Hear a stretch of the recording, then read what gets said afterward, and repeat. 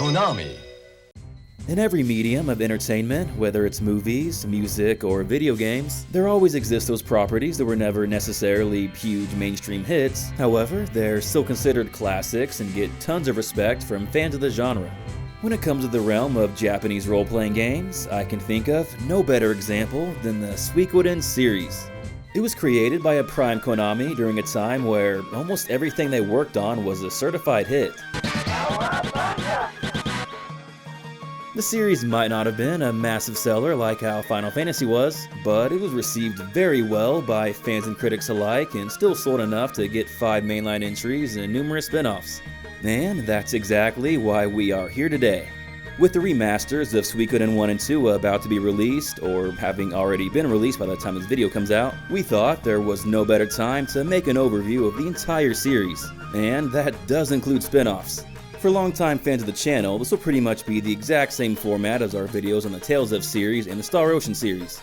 So yeah, if you've ever been curious about the Suikoden series and want to see what it's all about, this is the perfect video for you. Before diving into the actual games though, it's important to talk about what makes Suikoden, Suikoden. The series is loosely based on the oldest of the 4 great Chinese classical novels, Water Margin. In that novel, 108 outlaws band together to overthrow the government. This concept serves as the foundation for every Suikoden plot.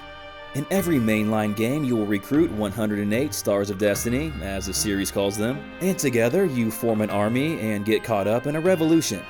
The overarching plots are definitely important and do a good job at driving the narrative along. However, I would argue at their core, they're more character-driven stories. There's a lot of very memorable characters in the series. Many of them appear in multiple games as they're all kind of interconnected. The games are all technically standalone, however they all take place in the same region and reference the other games. This creates a lot of lore for the series, especially compared to its contemporaries. All the world building is definitely a major appeal. Fans of the Trail series will surely like this aspect. Going back to the Stars of Destiny concept, not every character you recruit can fight in battles, though a good amount of them do. The rest just provide services at your castle. You know, opening up shops, unlocking minigames, and stuff like that. Oh yeah, in every title you command a castle that you get to see gradually grow throughout the game. It's really cool and satisfying to see. Another notable feature of the series is the various types of battles. There's regular turn-based combat, which you'll be doing the vast majority of the game. There's duels, one-on-one rock-paper-scissors type fights. And then lastly, there's army battles. These are, as the name implies, however, they play out differently in each entry. We'll talk about these more when their respective game comes. And on that note, yeah, let's just dive into the main part of the video. This, my friends, is a complete spoiler-free overview on the entire Suikoden series.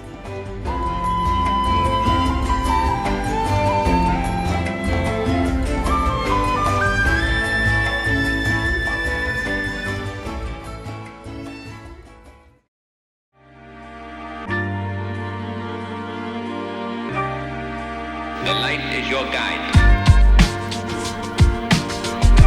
A dream is what keeps you going.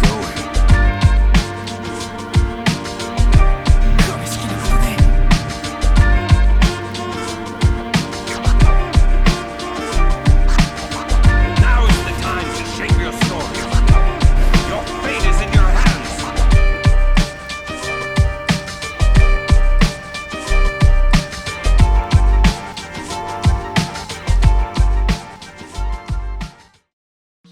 The first Suikoden came out for the PlayStation on December 15th, 1995 in Japan, and December 23rd, 1996 in North America.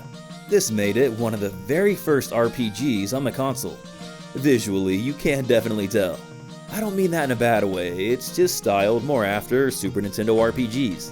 In retrospect, this actually made it age fairly well since a lot of early 3D games could look a little rough. Character portraits are nice to look at and have a lot of personality, and the sprites themselves are quite big with a lot of charm and detail. I will say the backgrounds are kind of lacking though. Anyway, as far as the story goes, we play as Tyr McDull, the son of a respected general in the Scarlet Moon Empire. I like how he's this martial artist wielding a bow staff, then his dad is like this typical medieval knight. I do think the blend of Asian and Western fantasy is really cool though. After a series of events, he finds himself as the leader of the Liberation Army and the new bearer of one of the 27 true runes, the Soul Eater. Yes, in the world of Suikoden, there exist these things called the 27 true runes, each of these containing different yet immense power. You know, the type of stuff that nations go to war over. Each new game introduces more of these runes into the lore, and it's really cool to see. Overall, I'd say the story in this first game is quite strong. The villains maybe don't get fleshed out as much as I'd like, but there's numerous hard-hitting emotional scenes. The other characters, the good guys, are great though. We're introduced to fan favorites like Flick and Victor, and even other characters like Jean and Vicky, the latter two being the only playable characters in every mainline entry. On the topic of characters, I always felt that Suikoden did a great job at balancing out its huge cast. The 6-person battle party helps, and if a character is ever relevant to that part of the story, they just show up anyway. To compare it to another RPG with a big cast of playable characters like Chrono Cross, I think Suikoden handles this much better. I also like how the level up system makes it really easy to keep everyone up to speed. Even if a character is like 20 levels under leveled, they'll catch up in like 5 battles or something. It's great. Speaking of the cast, there is extra incentive to recruit all 108 Stars of Destiny. Not only does your castle get bigger and you unlock more functions, but you unlock the true ending as well. And no spoilers, but trust me, you're gonna want to do this. The game is already pretty short at around 20 hours or so, and this maybe adds like 2 to 3 hours extra. Some characters can be missed though, so I would recommend following a recruitment guide for that reason alone. Oh yeah, there's also a low chance of them permanently dying in an army battle. Personally, I've never had this happen to me though. The army battles themselves basically just boil down to another form of a rock, paper, scissors type system. It's very simple, but I don't mind it. The simplicity of this first game is actually why it's my favorite in the series. I get that's an unpopular opinion, as many people just view this as an inferior prototype to Suikoden 2, and yeah, I don't really think they're wrong either, but I don't know, there's just something about this first game. Maybe it's just nostalgia, maybe it's the quicker pacing, I don't know. Regardless, I just love this game. However, to most people, the real peak of the series is Suikoden 2. It came out for the PlayStation on December 17th, 1998 in Japan, and September 29th, 1999 in the West. In the discussion about the best JRPGs of all time, you always get your popular favorites like a Final Fantasy game, a Dragon Quest game, a Persona game, and yada yada. But then after those, you'll get your most commonly brought up cult classics. You know, the most popular of the lesser popular. Of the JRPGs that occupy this space, I can think of no better example than Suikoden 2. In rap, there's a term to describe rappers like MF Doom and Black Thought, for example, by saying they're your favorite rapper's favorite rapper, and Suikoden 2 kind of feels like this for JRPGs, as weird as that sounds. It's like your favorite JRPG's favorite JRPG. I know that doesn't really make sense in a one-to-one comparison, but you get the point I'm making. It's a JRPG for JRPG fans. A bona fide classic, if you will. Suikoden 2 fixed many of the first game's flaws. We can now run, something you could not do in the first game. The inventory system is much improved as everyone shares a bag now instead of having their own. Character animations are also a big improvement, and we can now equip up to 3 runes instead of 1. Oh yeah, regular runes function as magic for each character, essentially. The only gameplay aspect I think Suikoden 2 took a step back in is the army battles. It's a tactical RPG system, but I don't think it's implemented well at all. I feel like we barely get any freedom, and fights kind of feel more like tutorials than actual battles. Oh well, it is what it is. On the topic of battles, I do want to give praise to the regular turn-based combat though. I didn't mention this earlier, but battles in both Suikoden 1 and Suikoden 2 move really quick, and it's really nice. PS1 RPGs are kind of notorious for having slow battles. You know, Final Fantasy IX, The Legend of Dragoon, Breath of Fire 3. I love these games, but man, they move slow. With Suikoden 1 and 2 though, it's not an exaggeration to say they probably have the quickest turn-based combat on the entire console. This alone made them age better than many of their peers. Being able to let go of weaker mobs of enemies was a nice touch as well. This is a great mechanic that more RPGs should incorporate. However, perhaps the strongest aspect about Suikoden 2 is the story. It takes place 3 years after the events of the first Suikoden in a neighboring region. You can actually transfer your completed save data from that game to this one for some extra bonuses, the biggest being the ability to recruit the main character from Suikoden 1. The fact they did this is such a cool feature. You don't technically have to play the first Suikoden before this one, but you probably should. We get a lot of returning characters, and even some, like Flick and Victor, play a big role. As far as the story itself goes, it focuses on 3 childhood friends getting caught up in a war. Like the first game, this one does have multiple endings, even more actually, that decide these characters' destinies. I don't want to spoil anything, but it's a very emotional and mature story. One of the highlights is definitely Luca Blight, one of the greatest villains the genre has ever seen. He's right up there with guys like Sephiroth, no joke. A true, bloodthirsty, psychopathic maniac. Even this game's biggest critics have to admit how memorable he is. The game does such a great job at making you feel his power. When you finally square off against him, oh man. I'm not gonna spoil it obviously, but dude, it's so epic. All that being said, I don't want to glaze this game too hard and create unrealistic expectations. It is regarded extremely highly in the community, but that doesn't mean it's going to be loved by everyone. You know, if I'm being completely honest, I don't even think I'd have it in my top 5 PS1 RPGs. That's no knock against the game either, and is more a testament to the strength of the PS1's library, but yeah, I'm just saying, tastes obviously differ. Like, there's a part or two in this game I could have done without, and like the first game, the dungeons are just not that good if I'm being real. Yeah, to be honest, dungeons are kind of a low point in the series.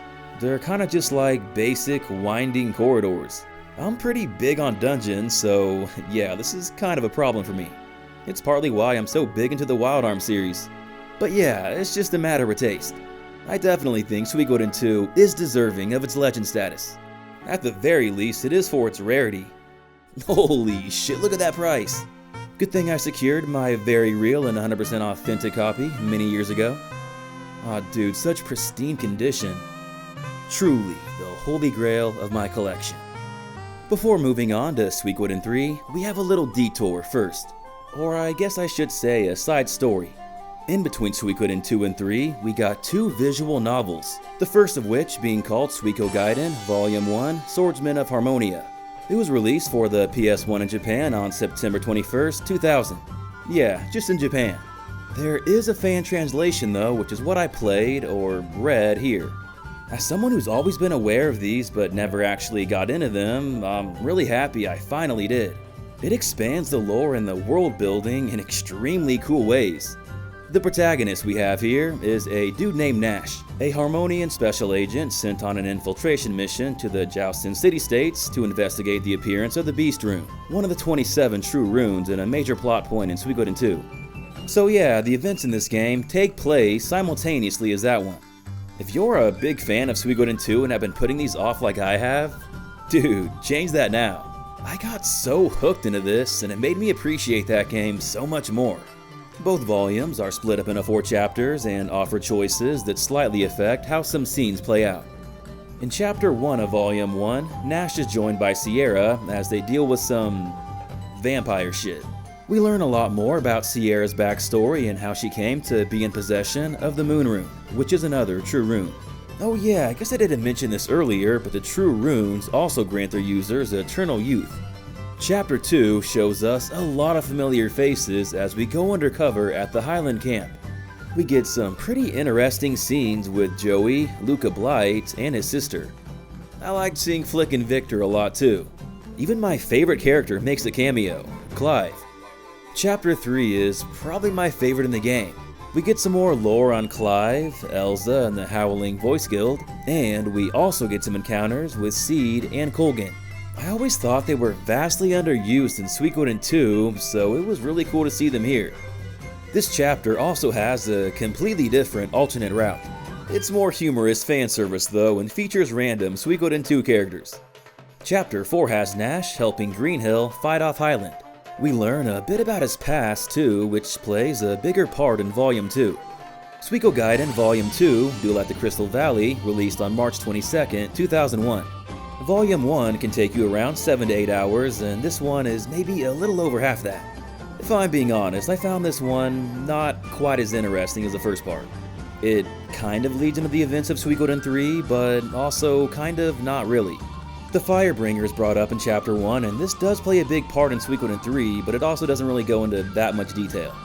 Chapter 2 has Nash breaking out of prison, showing how crafty he is, and okay, I do gotta say this. Nash is hands down my favorite protagonist in the series. He's skilled, he's intelligent, he's competent.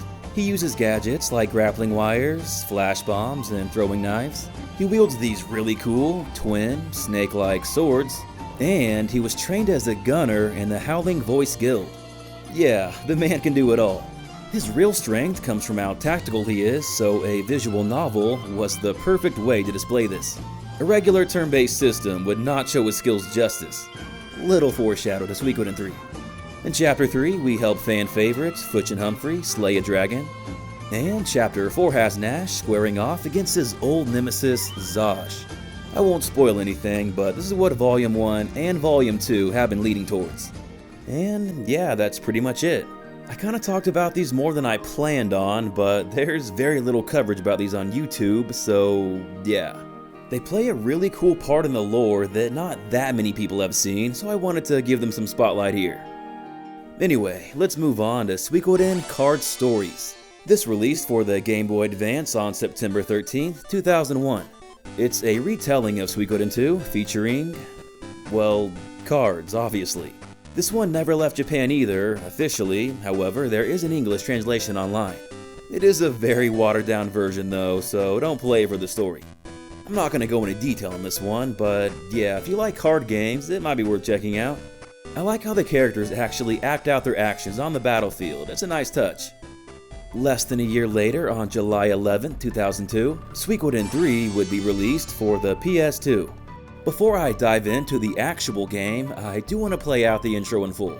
No joke, I legit think it's one of the greatest video game openings of all time, and it's definitely worth checking out. It is like 3 minutes long though, so if you want to just skip it, just go to the next chapter. For the rest of you, enjoy.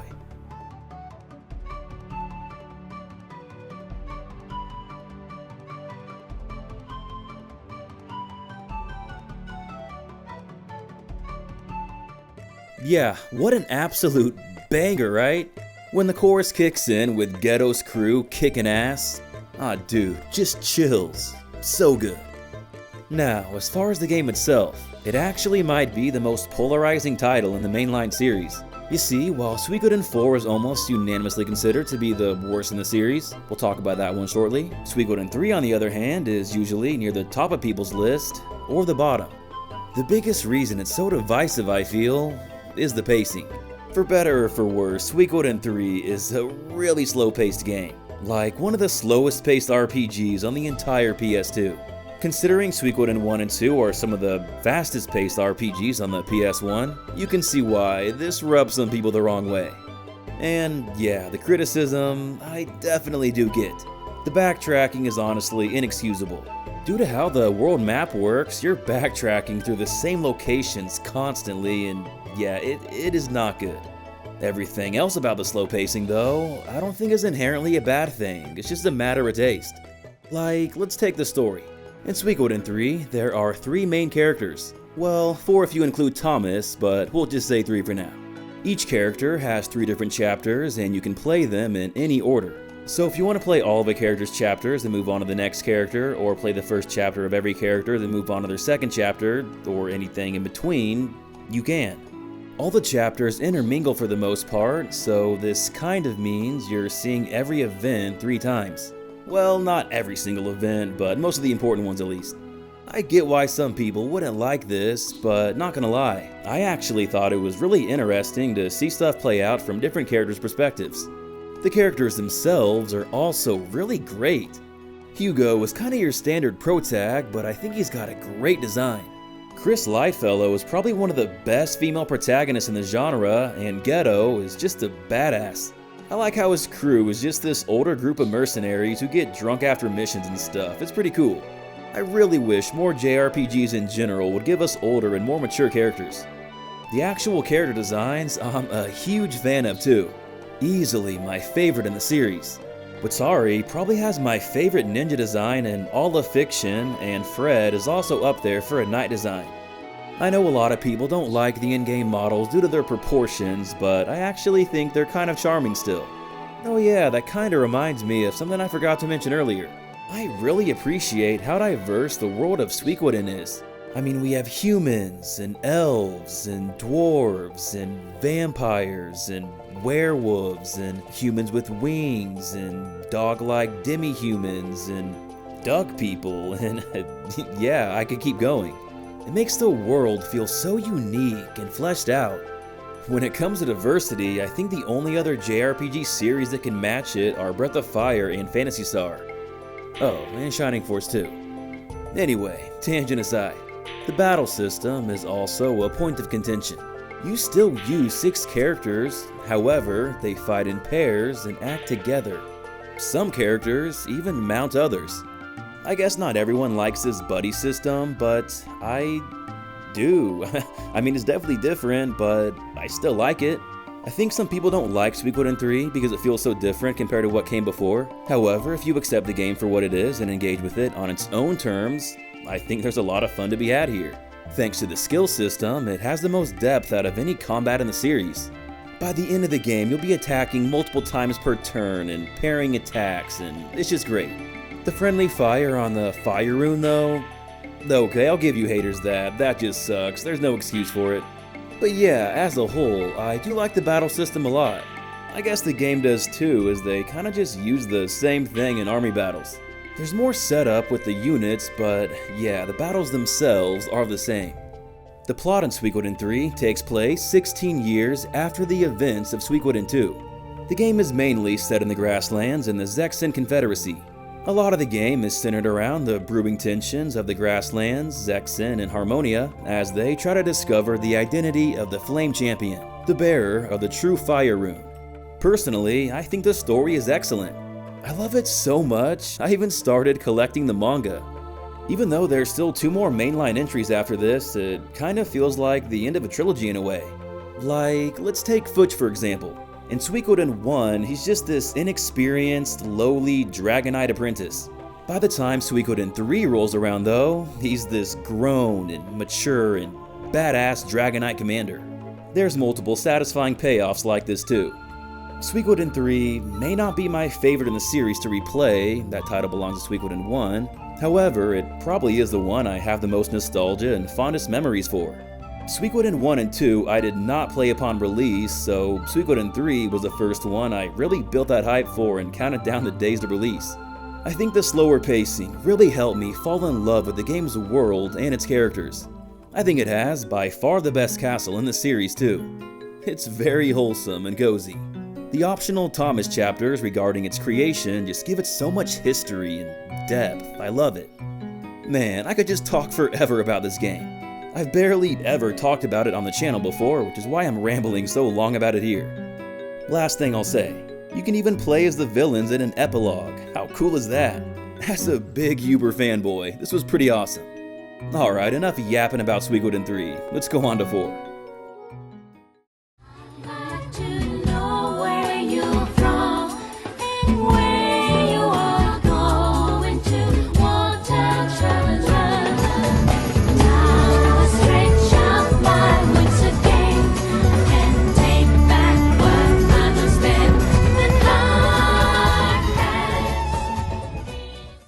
Suikoden 4 was released for the PS2 in Japan on August 19, 2004, and January 11, 2005 in North America. It is, without a doubt, the black sheep of the series. I mean, just look at the design of the protagonist. Do you trust this guy to lead you to greatness? I certainly don't. I wasn't really crazy about Ryo's design from Suikoden 2 either, but this... What are we doing here? Pettiness aside, Suikoden 4 isn't a bad game at all. It's actually pretty decent. It's just for a Suikoden game, it is kinda bad. Well, not bad, just average, I guess. First of all, it takes place 150 years before the events of the first Suikoden. So a lot of the connections and familiarity in the series that a lot of people really love isn't really here. Or at least not that much. Okay, that kinda sucks, but alright. Having Ted as an optional character was an awesome callback though, credit given when it's due. The battle system goes from a 6-person party to 4, certainly a choice. At least they still kept in combo attacks. But yeah, it's just a step back in multiple ways. Even the music isn't as good. Oh yeah, I guess I didn't talk about music earlier, did I? Suikoden 1 and 2 have amazing OSTs. Suikoden 3 is pretty good too. Suikoden 4 though, it's not bad, it's just fine. Kinda like the game itself, I guess. I think the story regarding the Rune of Punishment is pretty interesting, it's just the characters and villains I don't care about at all. I will say, the whole pirate setting is pretty cool though, aesthetic-wise at least. In actuality, it just makes getting around kind of annoying. I like that they lean into the whole ship aspect for army battles, however, they're just not executed that well. It kinda plays like a tactical RPG, just very basic and easy. I guess it is worth pointing out that Suikoden 4 was the first game in the series to feature voice acting. Yes. Without you, we would be unable to fulfill the governor's plans for the southern expansion. It's got some pretty heavy hitters too, like Steve Bloom, Wendy Lee, and Mona Marshall, just to name a few. But yeah, Suikoden 4. Not a bad game, just a disappointing Suikoden game. If you want to hear some more of my thoughts on it, I do talk about it in our video about 8 kind of great JRPGs that didn't reach their full potential. Anyway, after releasing the worst regarded game in the series, what do you think Konami did next? Put that one in the past and focus on making the next mainline entry as good as possible? Psh, no, you idiot! Release a tactical RPG spin-off to said game. Duh.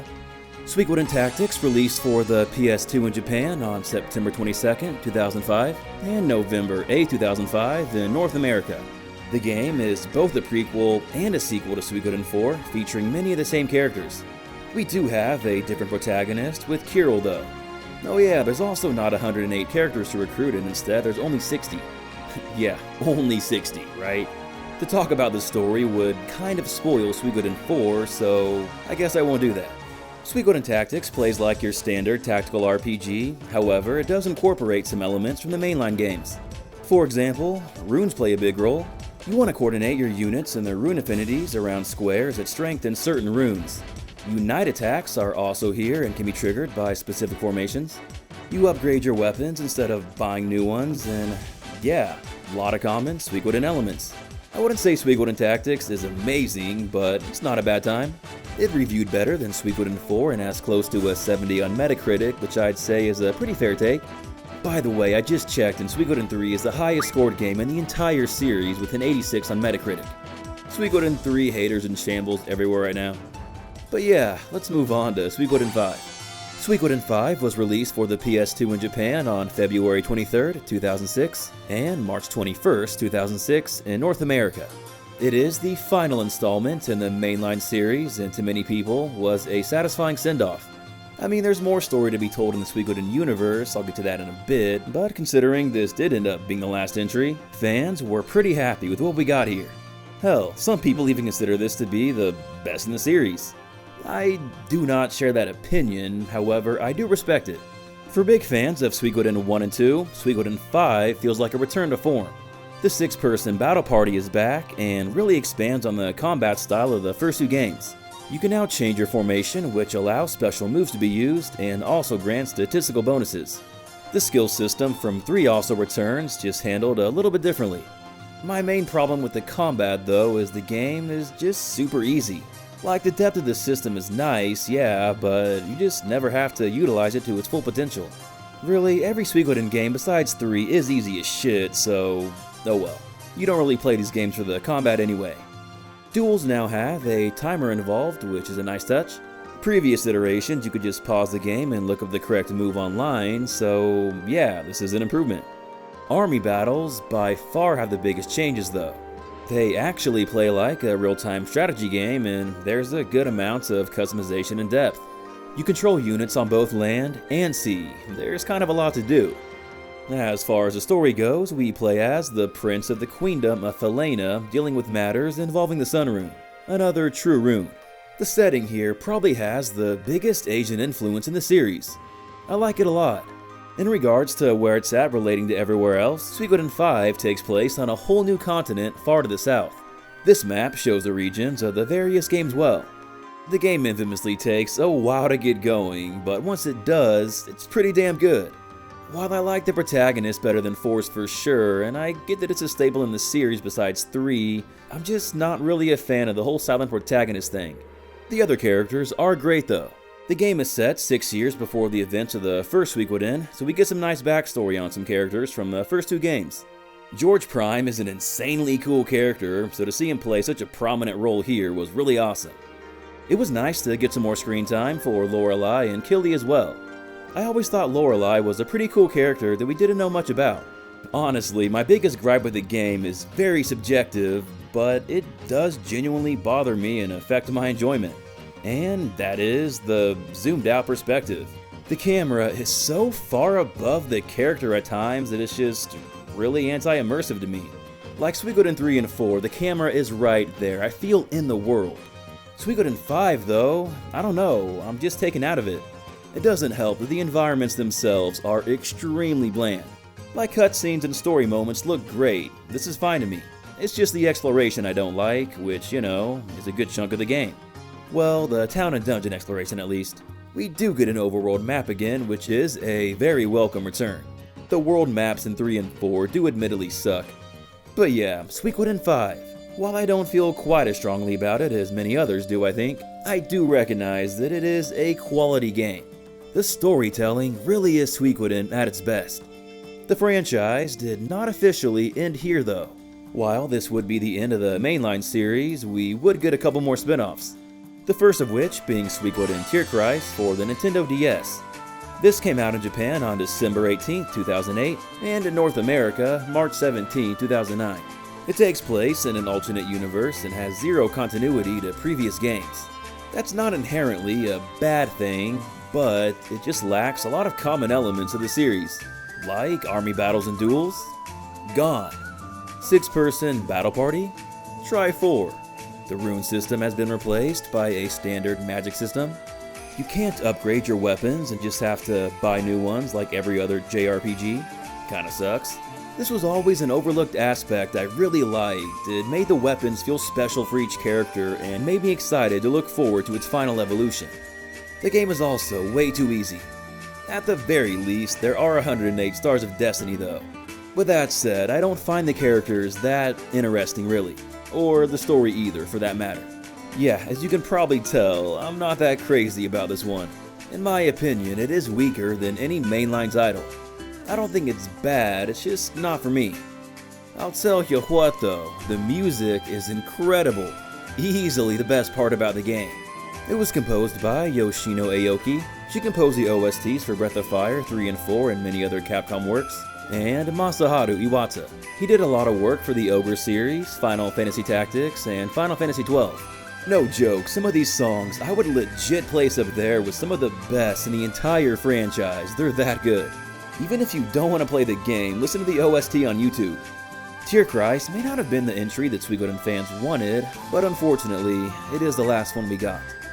In America, that is. A few years later, on February 9, 2012, Japan would get one last Suikoden title, The Woven Web of a Century. Even though there was never an official English release, there is a fan translation online.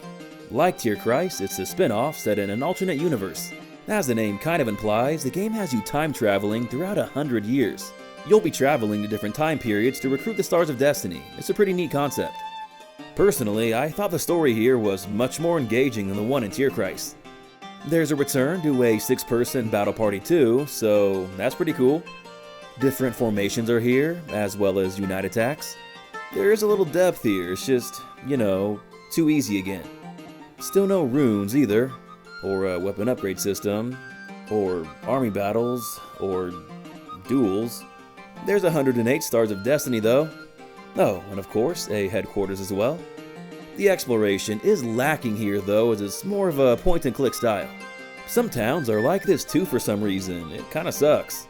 It is the first game to feature visible enemies instead of random encounters though, so that was an interesting choice.